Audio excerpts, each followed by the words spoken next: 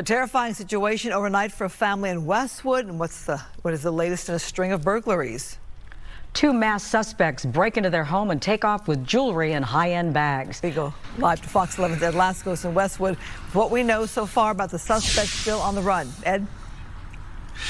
Well, Christine, we know that these suspects are still on the run. LAPD in hot pursuit as they're trying to break open this crime wave. But I got to tell you, there is growing concern tonight in many of the neighborhoods because over the last week or so with the crime wave that has hit the San Fernando Valley, it's been basically contained in the valley. But now for the very first time, we have a home that is targeted and hit outside the valley, south of the valley, over here in Westwood in the hills. So a lot of folks now in the neighborhoods thinking they don't want to think it, but they're wondering now, concerned that this crime wave could be spreading, expanding. Let's get to it.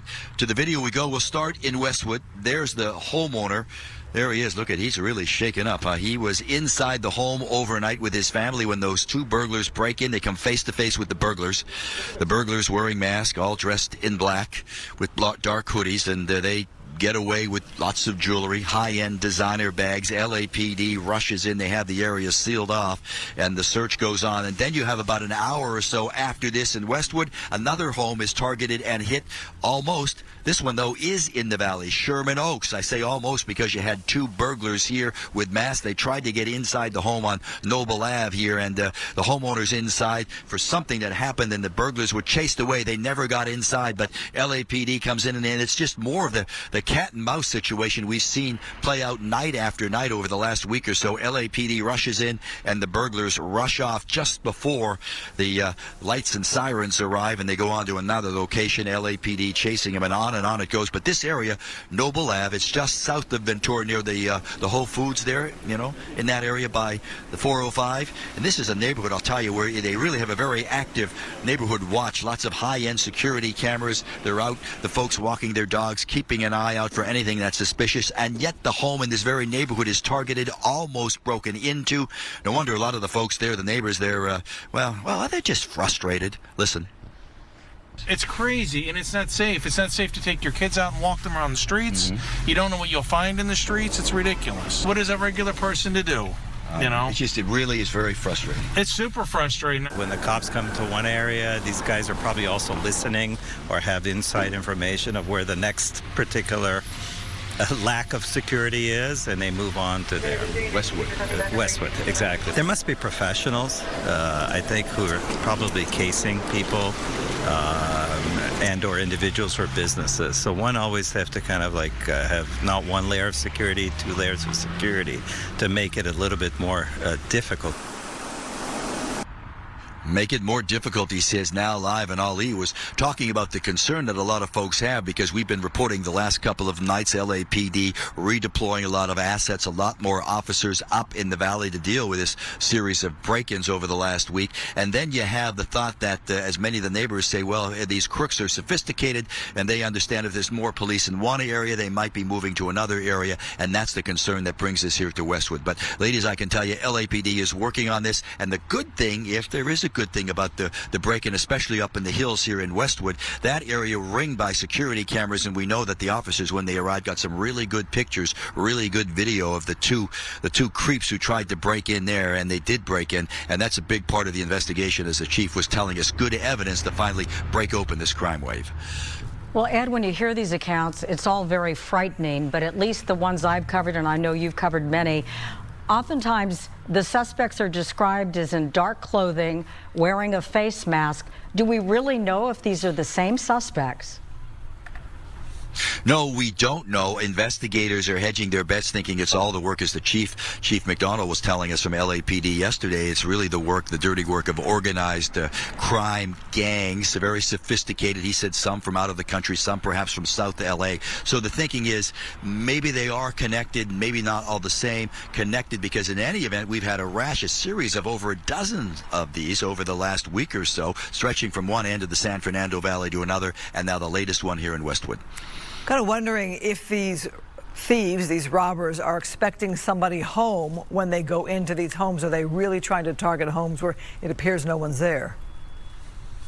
Well, that's what we've been hearing from the investigators, that they're so sophisticated. A lot of times they have cameras or lookouts in that area, in that neighborhood, and they pick their target, they select their home, and they learn the pattern of the homeowners. So if the homeowners leave to go grocery shopping or go to the gym every morning or every night at 9 o'clock or something like that, that's when they target the home, they move in. So yes, to answer your point, Christine, they are, from what the investigators telling us, looking for a time when there's nobody at home, because the last thing they want to do is come in contact with anyone. And as someone else was saying, one of the neighbors was saying, they're really brazen, these burglars, because imagine if you go inside and you come face to face with the homeowner, and that homeowner is armed with a gun. So that's the last thing that the crooks want. So sooner or later something's going to give in all of this. Yeah, it's all dangerous, all of it.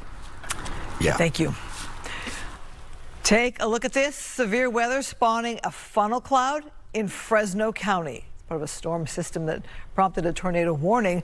A tornado was reported in the small town of Biola. The National Weather Service is still looking into this, but there are no reports of any injuries. But that visual there, Adam Kruger, as we take a look at that, that is something. We're going to talk now about our weather as we look out over LAX on. It's not quite dark out yet, Laura. No, and we didn't actually see much rain. We talked about it more than it actually happened. I had light showers, light Did you? sprinkles on my windshield. You lead a charmed life. What can I say? It was the kind of rain where you probably didn't need an umbrella, even if you were stuck in it. You know, it was brief, it was light, and not too big of an issue here. And it's on the way out right now. We'll talk more about our local weather in a moment. I want to show you, though, statewide. We have this storm system, this area of low pressure, that's still continuing to crank up some thunderstorms and some snow in the Sierra right now. As we come in closer to Fresno, this is kind of interesting. So this tornado report right here happened about 2.5 hours after the video we showed you. So there were actually a couple of potential tornadoes around Fresno today. But the National Weather Service says on this one, they're assessing the damage. Could be EF1 tornado there. So that one's east of Fresno. The one we showed you the video of, I believe, was a little west of Fresno earlier. And then there were a few hail reports up in that area as well. Now, as we come down here to our region, again, things are pretty quiet. We do see a little rain just barely hanging on to the corner of Orange County right there as it heads east, just south of Lake Elsinore right now. That's going to continue to go eastward here through the night. And the rest of us are pretty much done with rain. So as we look ahead into tomorrow, it's going to be a pinch warmer than we saw today. Today was pretty cool. Many highs only in the 60s. Tomorrow we expect a good dose of sunshine, especially after a few scattered clouds in the morning. Temperatures top out low 70s for many inland areas tomorrow. Gets a little warmer the next day and the next day, so pretty nice to round our work week. However, this weekend we do have some rain and some cooler temperatures back in the forecast. We'll get to that a little later. For now, back to you. All right, thank you, Adam. A Moorpark man accused of sexually assaulting his daughter, who later died by suicide, appeared in court today. Prosecutors say that 18-year-old Michaela Settles moved to Moorpark last summer to live with her father, Stephen Chavez. Days later, she reported an assault. Prosecutors say DNA evidence linked him to that incident, but without the late teen's testimony, the case's future is uncertain. The teen's mom spoke to us today outside of the courtroom. Based on the charges, the most that he can get is 3 years and 20 years as a registered sex offender. I said he's 40 and 60 in 20 years this is going to all go away for him. And you know, they really couldn't really answer me, but they just kept saying based on the charges, that's the most that he can get. Chavez was charged with felony incest and more, but no rape charges were filed. He's pleaded not guilty, is out on bail, and is due back in court next month. Only on Fox 11, the search is on for a man suspected of groping a woman at a grocery store in Winnetka. The aftermath caught on video and posted to social media, and the victim thinks she may not be the only one he's targeted. Let's go live to Fox 11's Gina Silva in Winnetka with more. Gina? That's right. The victim is speaking out, saying that she needs to come forward because what happened to her in a matter of seconds could happen to anyone. You feel so violated, and it's like invading your personal space, and how dare you. And just on Sunday morning, Monica was shopping at Vallarta supermarket in Winnetka when suddenly What happened? Over here tripping. What happened? You're in shock. You're at a point trying to process what is happening to you at that moment. And then, you know what? I'm sorry. It's just like the more I talk about it, I'm still processing it. She says this man told her there was a bug on her back, then used that as an excuse to grope her. He was just like touching it and kind of rubbing it back and forth. And that's when I started realizing, wait a minute, what is he doing? Like, that is not helping me get rid of a bug. Monica began screaming. I hear this lady just like frantically yelling. Jason Perillo, another shopper, began recording on his cell phone. I saw this rather large dude walking by, and he's kind of raising his voice, saying profanities directed at the lady. I see the lady, she's over there, and she's really, like, obviously she's scared, frantically raising her voice, calling for security.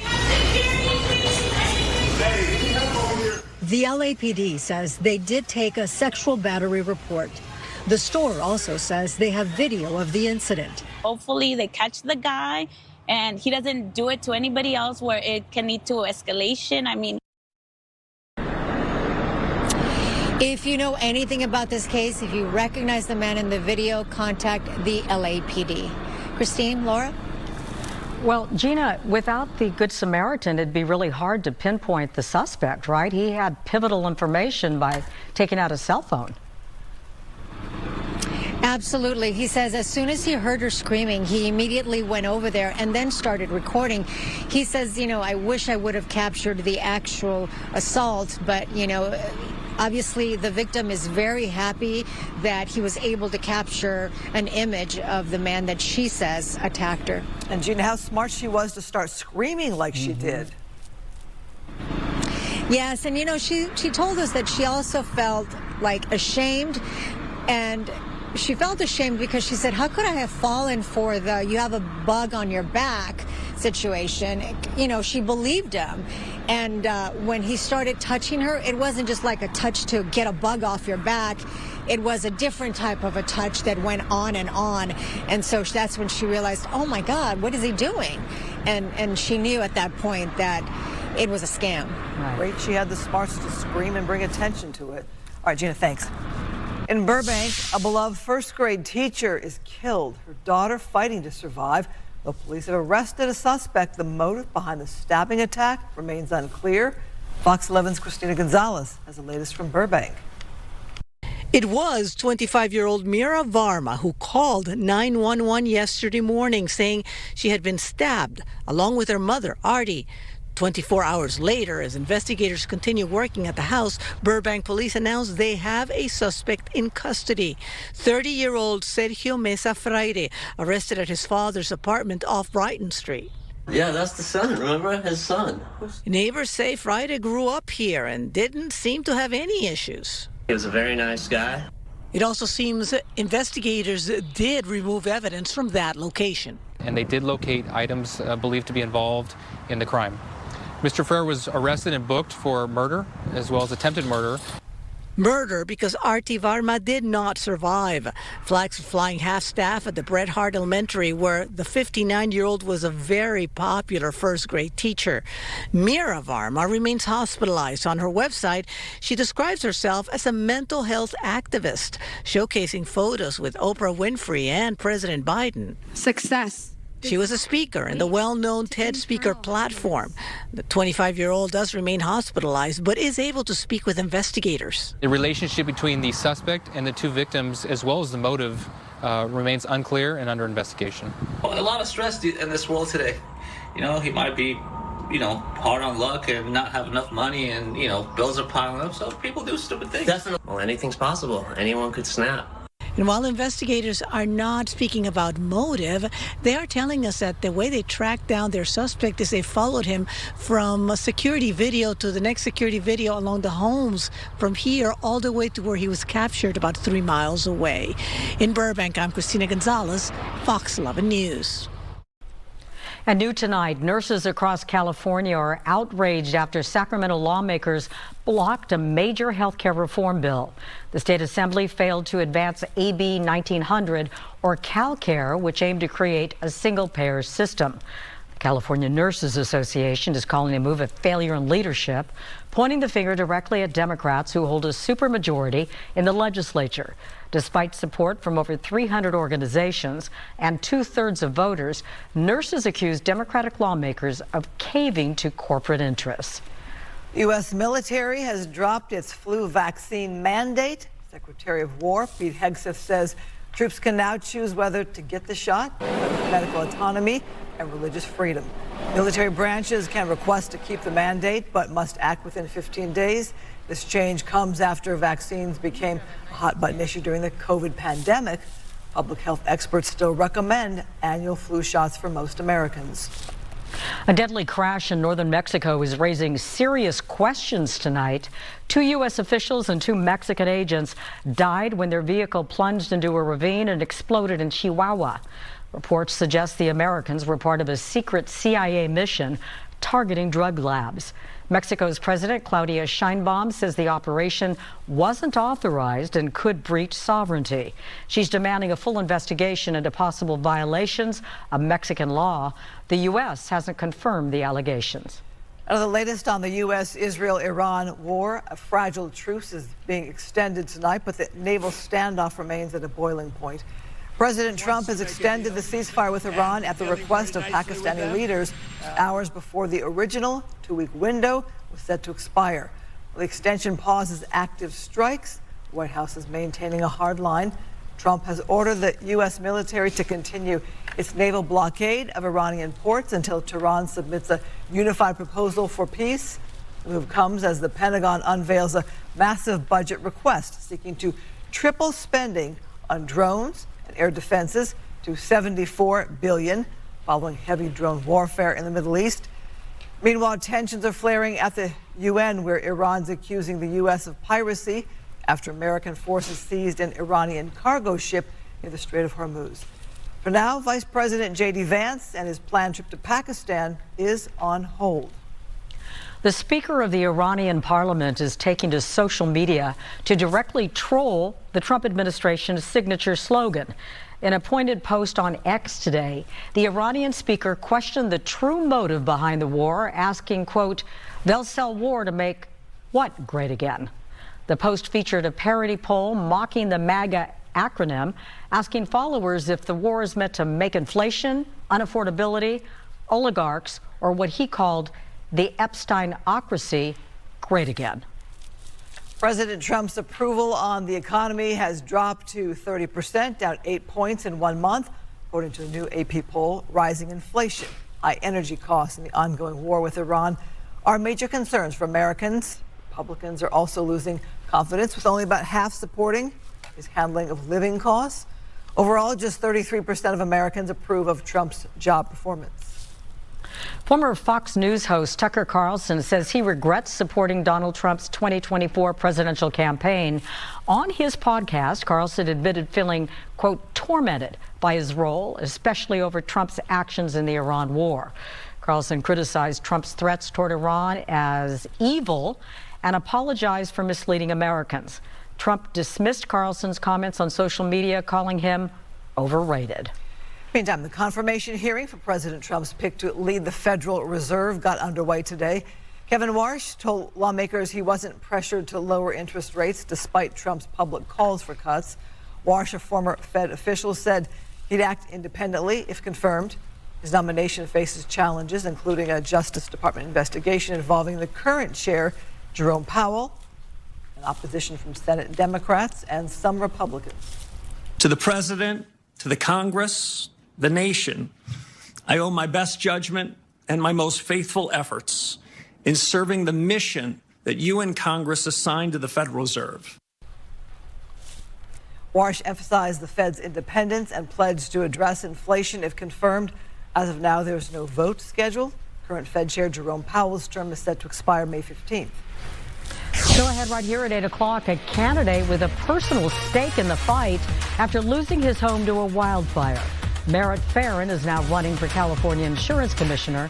We talk to him coming up live next. Plus, a major decision in the Purdue Pharma case. Victims of the opioid crisis seek their day in court.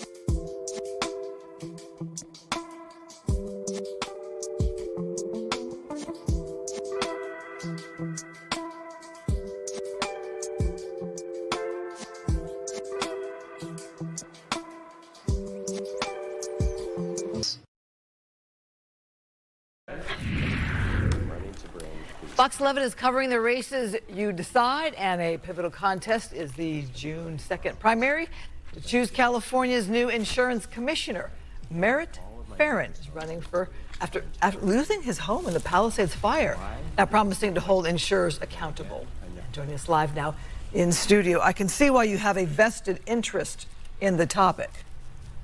Why do you want to hold the office? I do indeed. So I wouldn't be sitting here with you today, and thank you for having me on. This is one of the most important positions people will vote on, and most people don't even know exists. I think we know we have high insurance rates. Yeah. We do know that. Yes, exactly. So yes, I lost my home in the fires. I'm going to give a quick shout out to my sons, Sebastian and Adrian, who are watching. They lost their home too. Our entire community obviously got burned down. That led me here. Well, as a survivor or a victim, however you want to call yourself, how does that change how you view the insurance industry? Because you've had some prominent positions in business, so you're a family of means. You're not somebody who's got your entire livelihood tied up into one home. So how does that change how you view the whole system? Yeah, I'm here because I saw what it did not just to us, but to our entire community. And I saw the impact that we're having now with huge increases in insurance costs, driving people out of the state. It can be what pushes them over the edge in terms of their affordability crisis. I jumped in to help the community and to demonstrate to my two sons that what we do in a crisis is we jump in, we try to make things better for others. And so I'm in this to help the community. I've always actually believe that we need to come together, we need to help each other out. That's what we do as Christians, that's what we do to make our state great. That's who we are as Californians. So you are an attorney. What would you change about the way the office is being done right now? What wouldn't I change? What can I mean, there's so much. So yeah, the good news about this is, and I try to be, I was always direct, and after I lost my home, I think I'm even more direct now. Like, it's sort of freeing in a way. There are a number of things this role can do because it has executive powers. That's the great thing about it. You'll hear some of the other competitors who say we need legislation about this, legislation about that. We can use legislation, but there is a lot this position can do. We can jump straight in and provide new guidance, for example, for security for communities. That is not something that this role has done. I would jump straight in and do that. I would jump straight in and help consumers in a very concrete way deal with the insurance company. Instead of having to go one by one, the insurance commissioner should be leading the fight for people in terms of what they should get in terms of rebuild costs, how should they factor in the code upgrades for their homes, all that stuff. So yes, I've got a background at Disney, at Amazon, and I want to use that approach, which is customer-centric first, but also doing good business, right? So I come from a place that says that the best way to make money as a business is to do right by consumers. So I believe that can happen. That is not where we are today. We've got a system that is not working for consumers at all, and it's also really not working for insurance companies. The regulations are too complicated, it's driving people out. And by the way, complicated regulations will keep good companies out, right? And I had lawyers actually saying, you should get Amazon to jump in. Well, Amazon, maybe they would come in, but I'll tell you, Amazon will not want a lot of mucky regulations where they're not sure what they have to do to be within the law. We have just 90 seconds left. So I know you bring a discipline of business with you. So it sounds to me like you're saying streamline, that things have become too convoluted and bulky. So how exactly would you streamline? Yeah, so what I would do is first I would launch a tech innovation change for insurance, which looks like what we had in finance, right? Like Apple Pay. Simplify all of that, make it super simple. And by the way, if your house burns down, you should get a check within 30 days, period. That's number one. Number two, I have a specific proposal I call Cal Reinsure to move fire coverage off the backs of insurance companies and onto a reinsurance authority so that we can eliminate the need for Fair Plan. Fair Plan you're is against a mess. the Fair Plan. Yeah. Fair Plan is a mess. What we need to do is eliminate the need for it, right? And that's the way to do it. And finally, I would go in and get the right folks together, just like we would do at Amazon or Disney. We go insurance line by insurance line, see what is driving up those costs and attack those costs. You're right. It's an important position, isn't it? Yeah.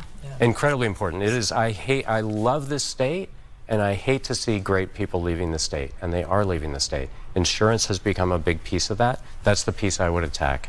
All right. Merritt Farron. We thank you so much for your perspective today. Thank you. Thanks so much for having me on.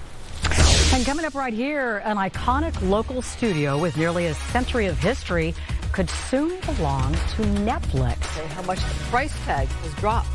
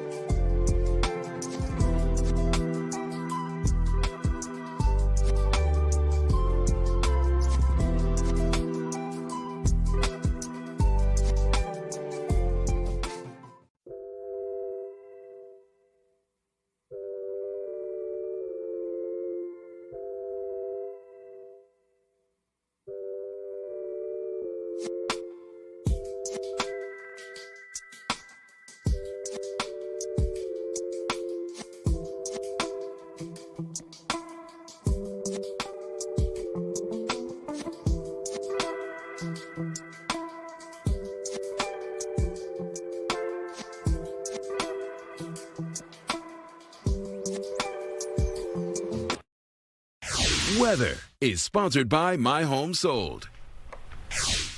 We were hoping for a little bit of rain in Southern California, and I think that's probably what we got, if I'm generous. A little bit of rain. Emphasis on little bit. Yeah, but of course, Adam Kruger, he's our chief meteorologist. He can be exact about that. Yeah, I mean, some places got a little more than 1/10 of an inch today. Most areas were less than that, so just enough to kind of wet the ground, and you look outside and you go, I guess it rained for a few minutes while I wasn't looking out the window. That was pretty much it. Now that rain is out of here, and it'll be a quiet and honestly just kind of pleasant and quiet rest of our week, I should say. I say start because I was off yesterday. It feels like a Monday to me. Anyway, the rest of the week looking pretty nice. Let's get to our high temperature today, which when we look at the calendar of highs so far this month, you can see how this was one of the coolest days of the month and only our third cooler than normal day so far this month. That's what that blue box indicates, with a high temperature today of 69. 73 is average or normal for this time of year. We're going to creep back up towards that gradually the next couple of days. We've got the storm system, though, like we've been talking about here today, that's centered over Northern California, but a lot of the state is impacted with rain and some mountain snow and some gusty winds. We're finding that in our local mountains and deserts right now. We have some wind advisories, actually, that'll expire a little bit later on tonight into tomorrow. But a closer look at radar, and again, things are pretty uneventful. We do see a little bit of rain shifting just east of Orange County right now, and even that is barely on radar, just a little south of Lake Elsinore. Out towards Hemet, we saw and are seeing now maybe a couple of raindrops. That's going to be about it. All right, temperatures overnight tonight, we've got a mix of 50s for many spots, and then you get out a little farther into some more rural areas. You see some 40s. The desert, we're looking at some cooler 40s, at least in the high desert. Big Bear is going to be below freezing. Here we are a little bit closer. A lot of numbers here between 50 and 55, and there's going to be, again, a couple areas where we do dip into the 40s. Now, tomorrow, we expect those temperatures to go up a couple degrees warmer than what we saw today. We'll see mostly sunny skies tomorrow. Overall, pretty nice weather. So here's the wide view. The warm spot out towards Palm Springs on the right side of your screen at 84. Big Bear at 55, but it's mostly 70s, and then near the coast, more so 60s for high temperatures tomorrow. It'll get it even a little bit warmer on Thursday and Friday. All right, so we talked about this system that we have, again, centered in Northern California right now. That's moving out of here, so we find drier weather statewide for the next couple of days. Thursday, Friday, we're in between systems. The next one shows up this weekend. This one, not like the last. It's going to be weaker, a little less organized.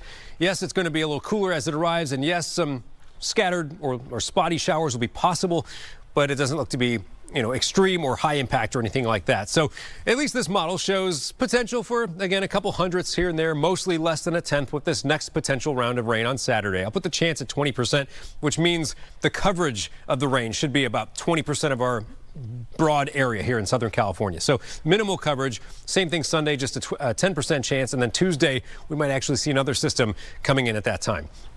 High temperatures over the next couple of days. Again, it does get a little warmer, 71, then 75 for Thursday, Friday, down to the 60s as we head into the weekend. This is for LA and Inland Orange County. So for the coast overall, the number is a little bit lower, 60s tomorrow, 70s Thursday, about 70 Friday, and back to some 60s for the weekend. Valleys and Inland Empire, you're going to be in the 70s to maybe even near 80 in some areas Thursday, Friday. Cooler on Saturday in the 60s. In the mountains, a little up and down here. We got 50s and then 60 degrees Friday, down to about 50 on Saturday. High desert, gusty the next couple of days, some ups and downs, and finally in the low desert, which would include the Coachella Valley, which is where Stagecoach will be happening for this weekend coming up, the country music festival there, and those temps will be lower for the weekend. Back to you. All right, thank you for the weather. Still ahead, the U.S. warns it will block entry to anyone spreading anti-Semitism ahead of the FIFA World Cup. Plus, it's a landmark with a side of nostalgia. LA's original King Taco just got a special recognition.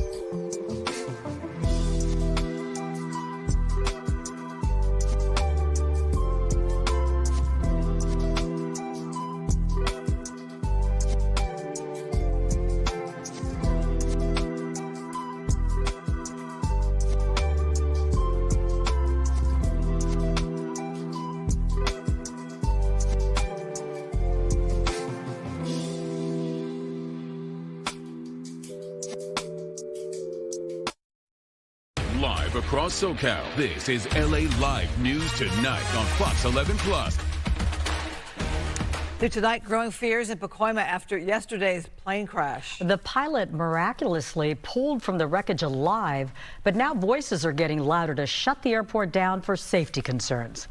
Fox 11's Matthew Seedorf is live in Pacoima with an update tonight. Matthew. Well, right now the crash scene is still taped off. There's about 100 LADWP customers without power. Elliot will show you that crews right now are still working to restore power through the night. A major scene, and they're really working as urgently as they can. But if you take a look at this video, this is new shocking dash cam video from yesterday's crash, now being used by the FAA for their investigation, where you can see that Cessna Skyhawk clipping a power line while landing in Pacoima, then falling from the sky. Somehow that 70-year-old pilot was pulled out alive by Good Samaritans. He's listed in critical condition. But here in Pacoima, neighbors calling Whiteman Airport a big problem. According to NTSB records, there's been at least 16 aviation crashes here in the last 17 years, including into buildings, neighborhoods, and onto train tracks.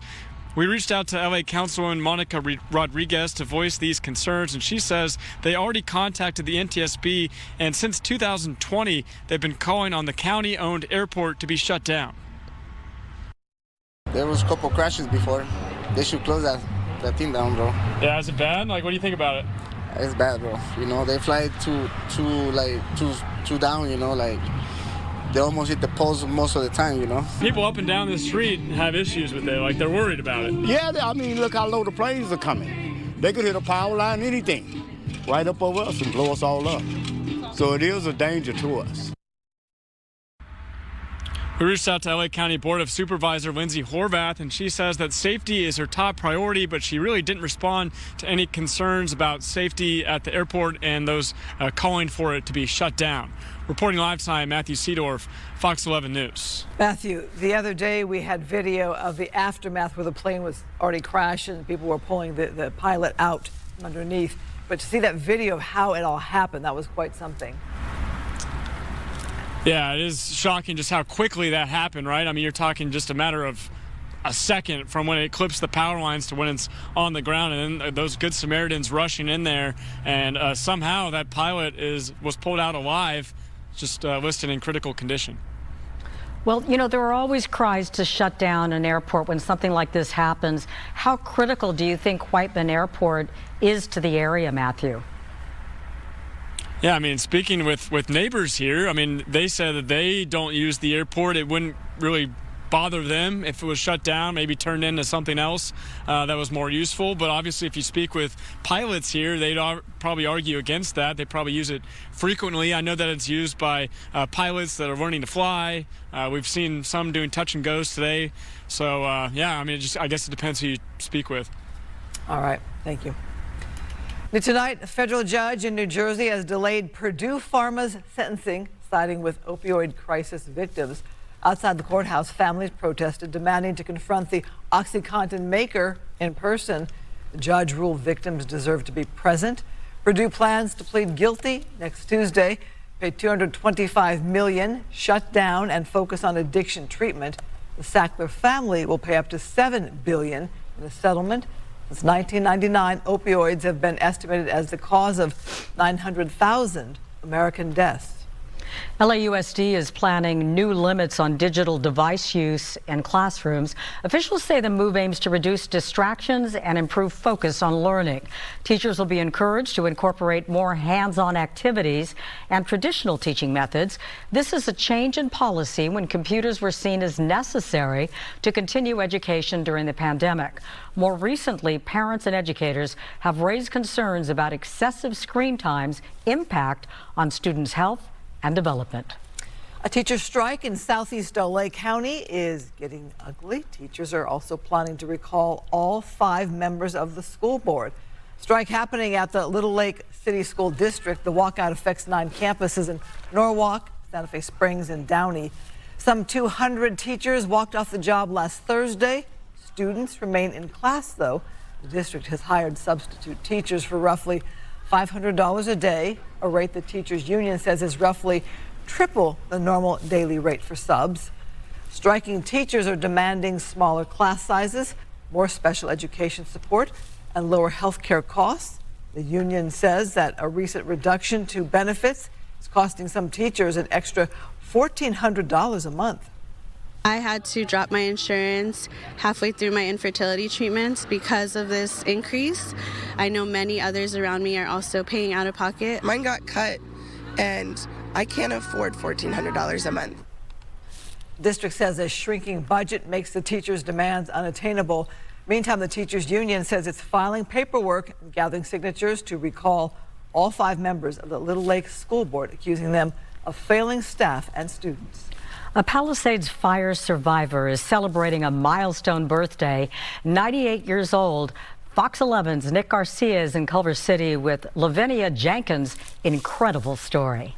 Wishing you a day as special and wonderful as you are. Lavinia Jenkins, known by most as Miss Lou, is the face of resilience. She received birthday love from around the world Tuesday as she marked 98 years. I'm speechless. There's so much love. I'm really speechless. That's how it feels. This is what it feels like to be really loved. Miss Lou is a pioneer of the Palisades. She was the first black woman to buy a house in Pacific Palisades more than 60 years ago. She lost the home she loved in the Palisades fire last January, but carries on with resilience. I have a strong faith, and I can only thank God for the fact that I've always been a strong person. An inspirational educator, athlete, and good neighbor, Miss Lou is a Palisades celebrity. She has always been a beloved, community-oriented person. Gigi and Miss Lou were neighbors for several years, but it didn't take long for them to become family. A hero is someone who doesn't give up in hard circumstances, someone who perseveres and helps others and leads by example. And I would say that's exactly what Grandma Lou does. Many look at Lou as a hero. She humbly says she's just living life. I start with the golden rule. I've always have treated people the way I want to be treated.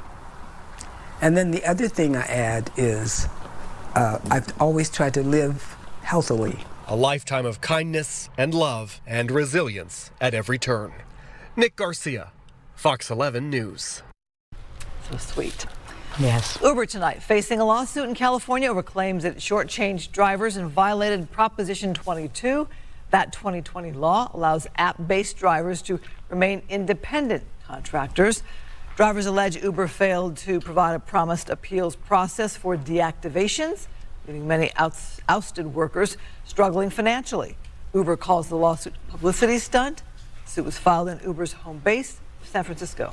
And new tonight, Netflix is negotiating to buy the historic Radford Studio City Center in Studio City.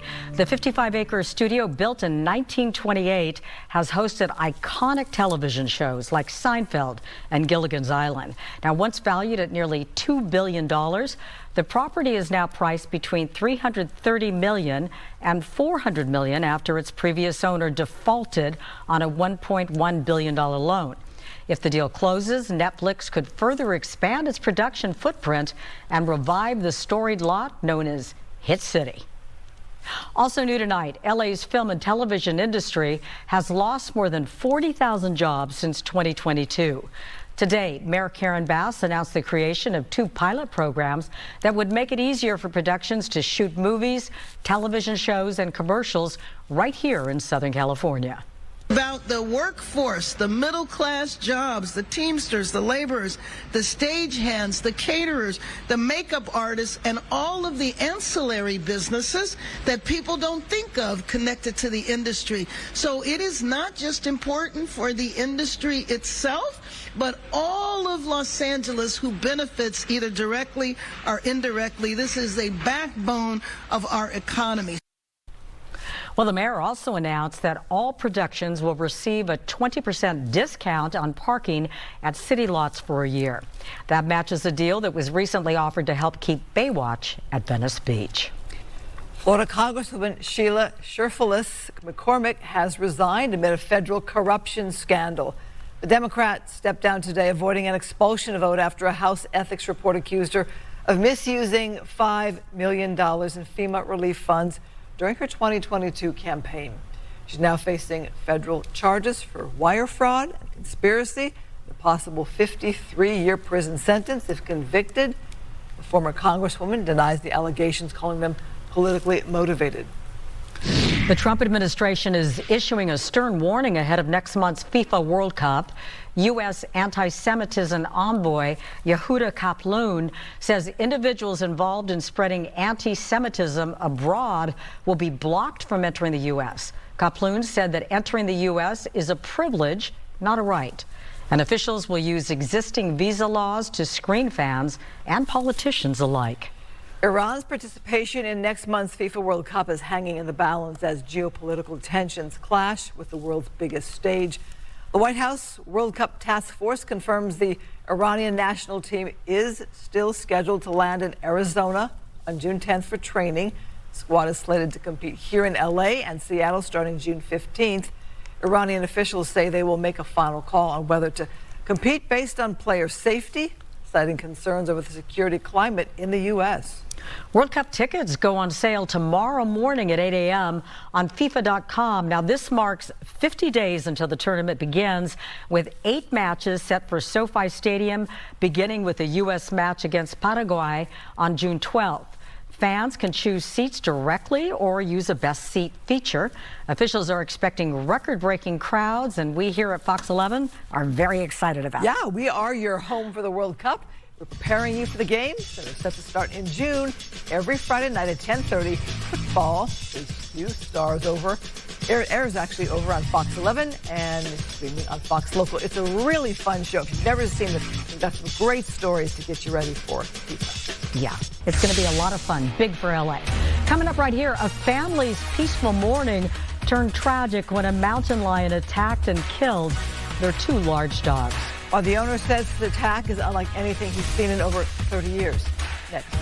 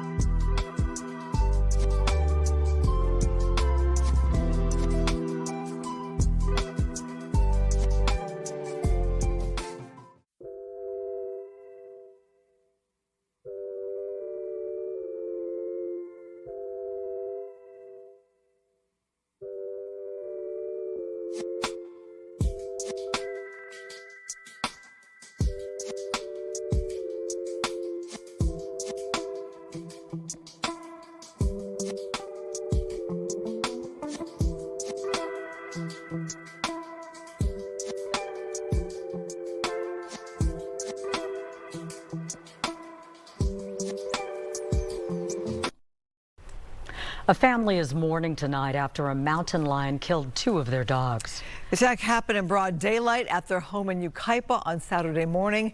We have blurred the attack caught on a surveillance camera.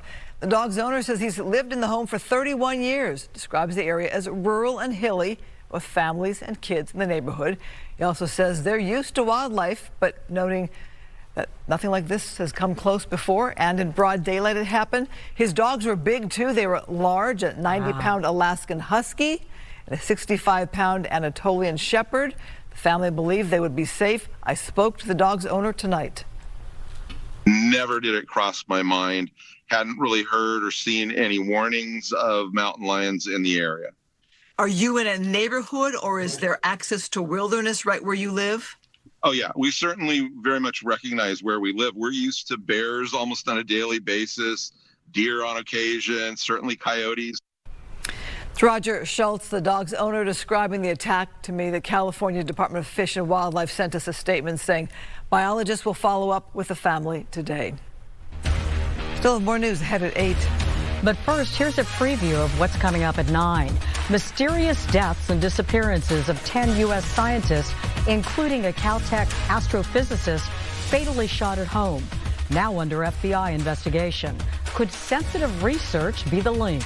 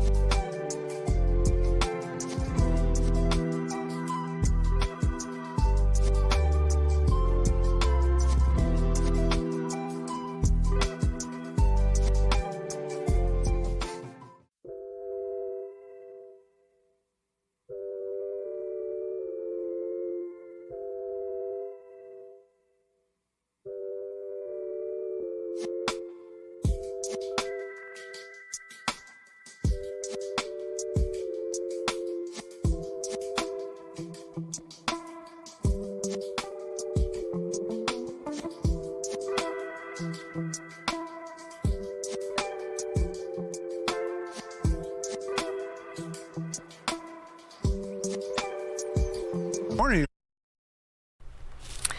LA's original King Taco in Cypress Park is now a historic cultural monument. The LA City Council voted to pause demolition to explore preservation.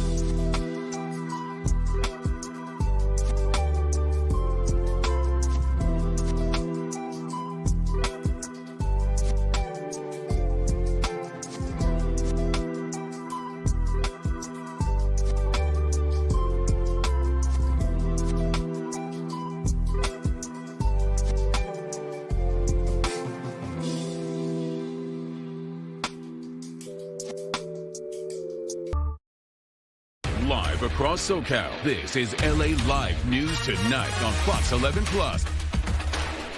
Now at 9, justice for Celeste. The family of a murdered teen speaks out as singer David faces murder charges.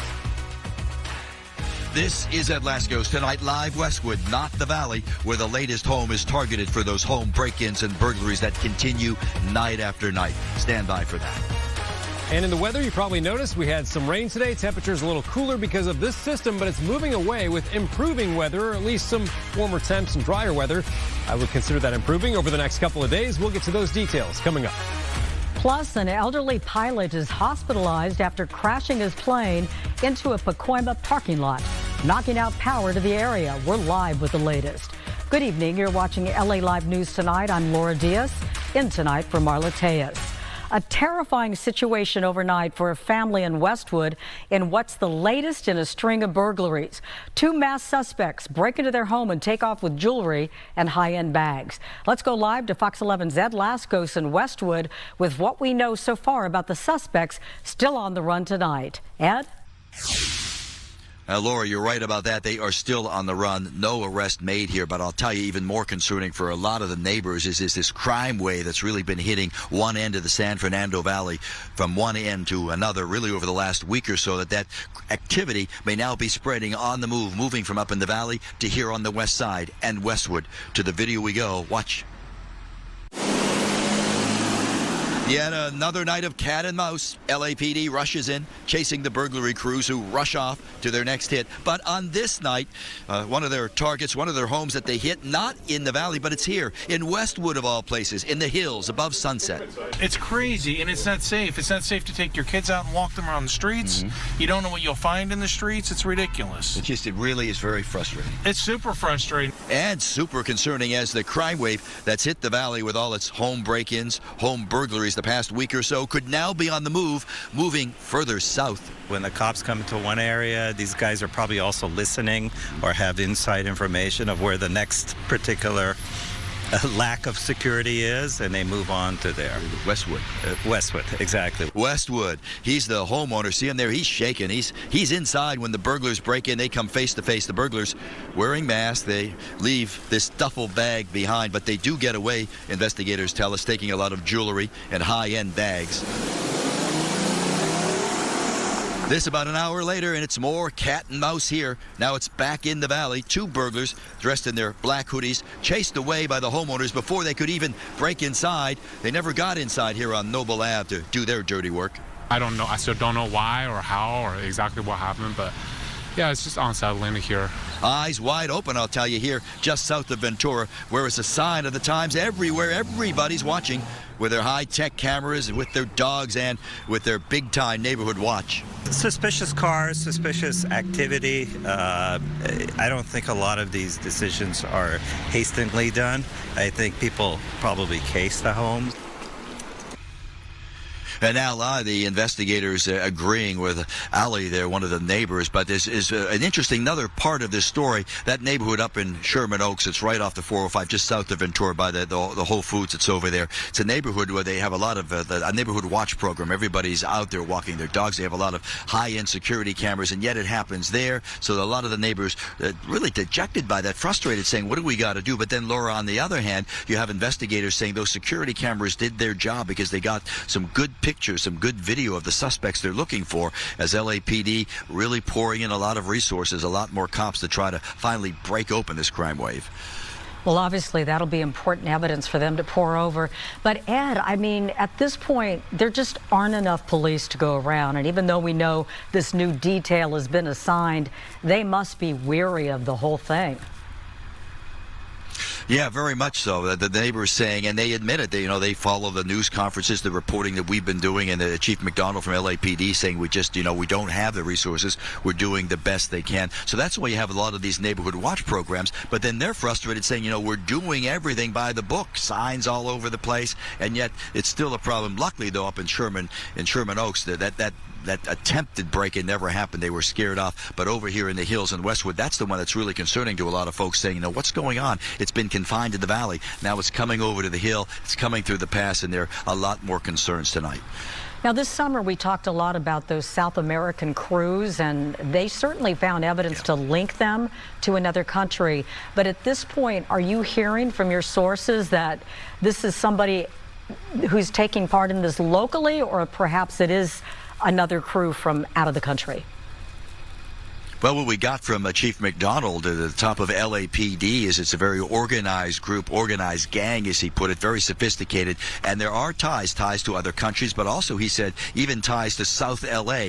Very a network of criminal activity, and they do it very well. Unfortunately, I hate to say that, but they cap the neighborhoods, they scope the neighborhoods, they have cameras, and they really want to, as the chief was telling us, make sure that they go into her home or try to break into her home when the folks leave, because they're that sophisticated. Even Laura, some of the reporting, even they jam the Wi-Fi systems, they cut the electricity. Right. That's sophisticated. So as the one fella in the vehicle, in the SUV we were talking to tonight, saying, he's a common guy, but what are we supposed to do? We're doing the best out here, and still we seem to be getting hit night after night after night.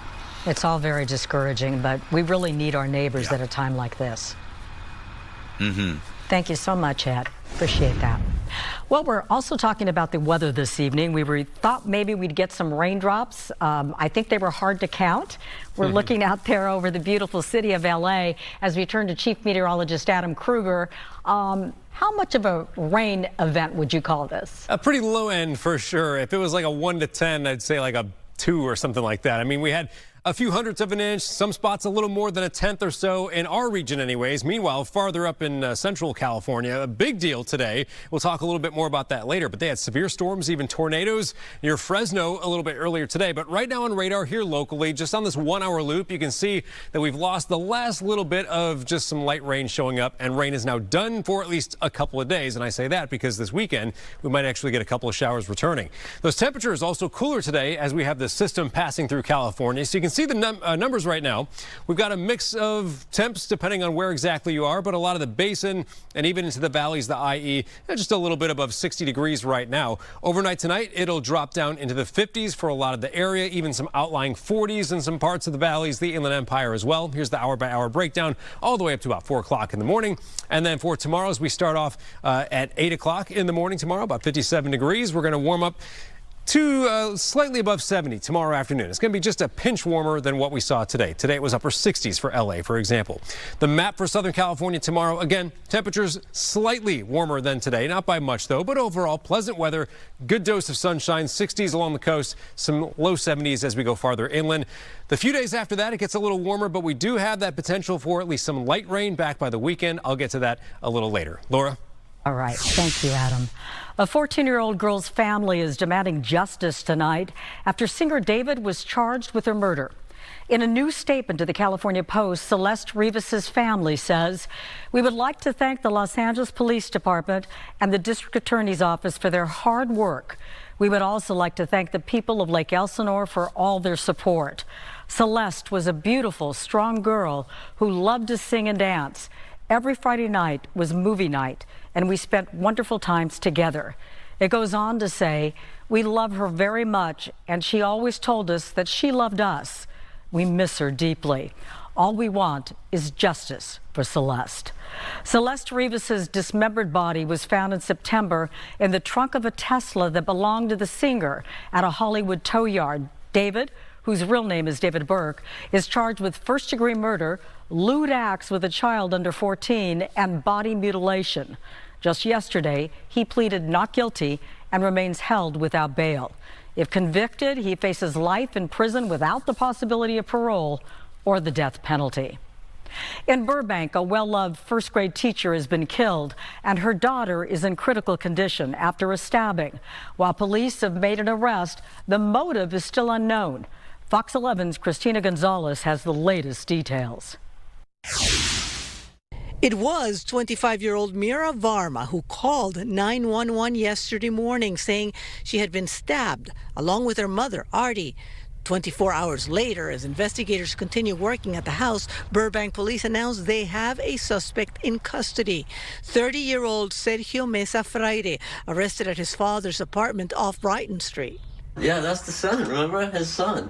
Neighbors say Fraire grew up here and didn't seem to have any issues. He was a very nice guy. It also seems investigators did remove evidence from that location. And they did locate items believed to be involved in the crime. Mr. Frere was arrested and booked for murder as well as attempted murder. Murder because R.T. Varma did not survive. Flags were flying half-staff at the Bret Hart Elementary, where the 59-year-old was a very popular first-grade teacher.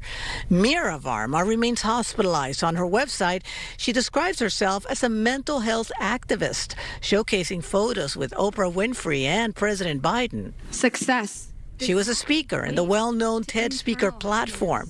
The 25-year-old does remain hospitalized, but is able to speak with investigators. The relationship between the suspect and the two victims, as well as the motive, remains unclear and under investigation. A lot of stress in this world today. You know, he might be, hard on luck and not have enough money and, bills are piling up, so people do stupid things. Definitely. Well, anything's possible. Anyone could snap. And while investigators are not speaking about motive, they are telling us that the way they tracked down their suspect is they followed him from a security video to the next security video along the homes from here all the way to where he was captured about 3 miles away. In Burbank, I'm Christina Gonzalez, Fox 11 News. The FBI is now investigating the deaths and disappearances of 10 U.S. scientists, including 4 from L.A., all tied to sensitive research. Now, among them, Caltech astrophysicist Carl Grillmeyer was fatally shot at his home in February. A suspect has been charged with his murder. While no connections between the cases have been confirmed, officials are treating the incidents as a potential national security concern. NASA and Caltech are cooperating with authorities as the investigations continue. Up next right here, caught on camera, a search is underway for a man suspected of a brazen grocery store assault in Winnetka. And LA's film industry fights back. Mayor Bass unveils new discounts and programs to bring production back to Hollywood. Plus, a massive funnel cloud looms over Central California as rainstorms sweep through that region.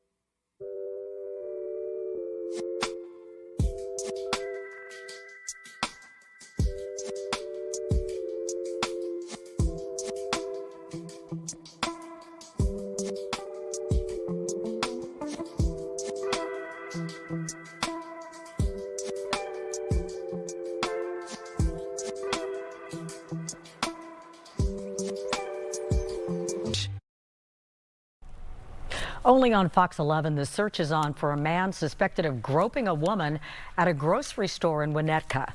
The suspect was caught on video and posted to social media. Fox 11's Gina Silva reports. The victim is speaking out, saying what happened to her in a matter of seconds could happen to anyone. You feel so violated, and it's like invading your personal space, and how dare you. And just on Sunday morning, Monica was shopping at Vallarta supermarket in Winnetka when suddenly What happened? Over here tripping. What happened? You're in shock. You're at a point trying to process what is happening to you at that moment, and then you know what, I'm sorry, it's just like the more I talk about it, I'm still processing it. She says this man told her there was a bug on her back, then used that as an excuse to grope her. He was just like touching it and kind of rubbing it back and forth, and that's when I started realizing, wait a minute, what is he doing? Like, that is not helping me get rid of a bug. Monica began screaming.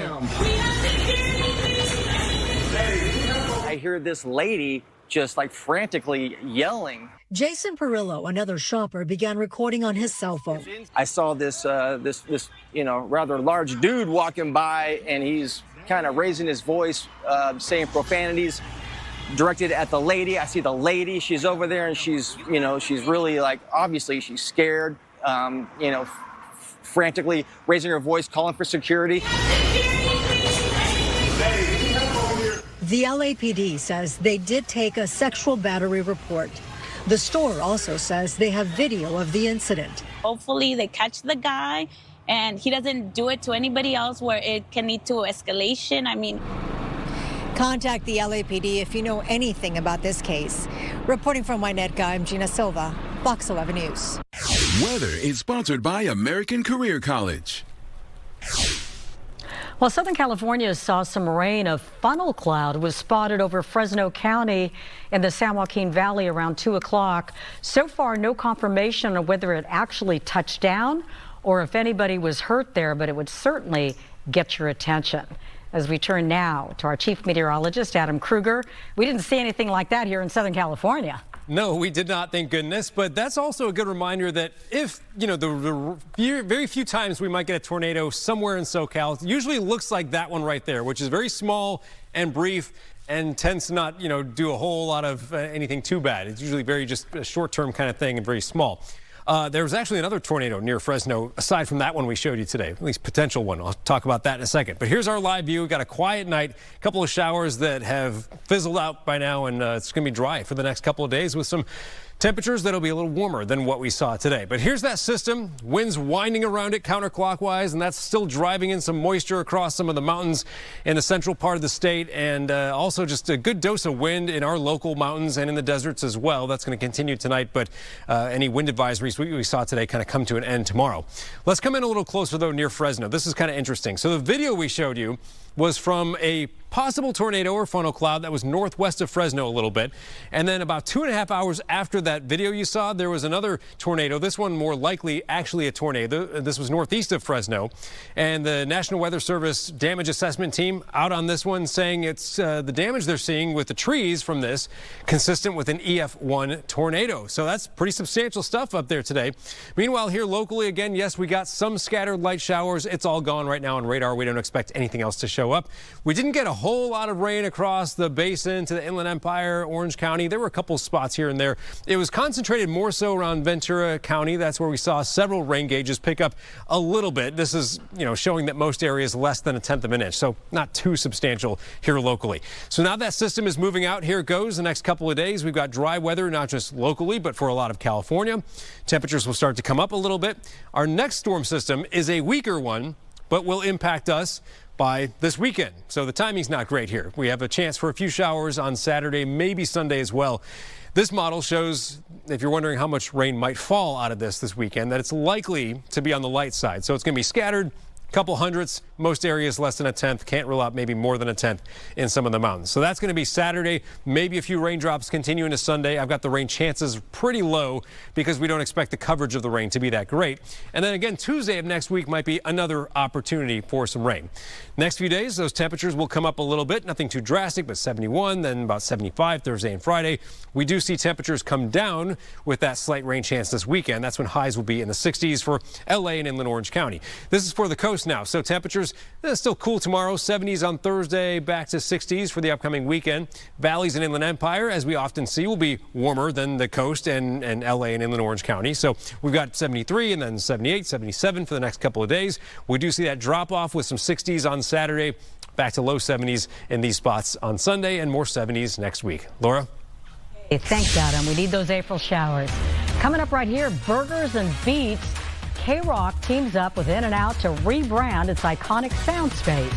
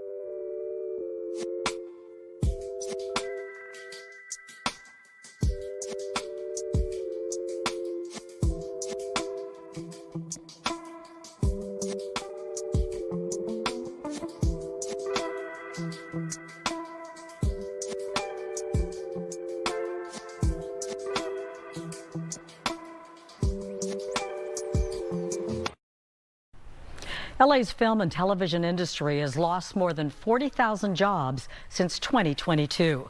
Today, Mayor Karen Bass announced the creation of 2 pilot programs that would make it easier for productions to shoot movies, television shows, and commercials right here in Southern California.